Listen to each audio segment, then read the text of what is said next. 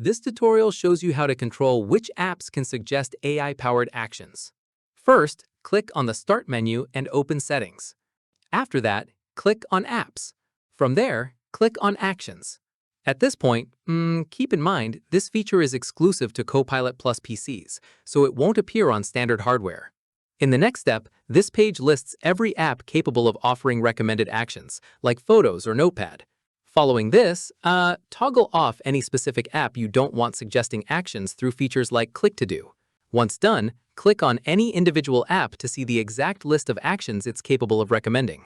From here, disable specific actions within that app if you'd only like to block certain suggestions rather than the whole app. At this stage, test this by using Click to Do, pressing Windows key and Q on some text or an image to confirm your settings are applied.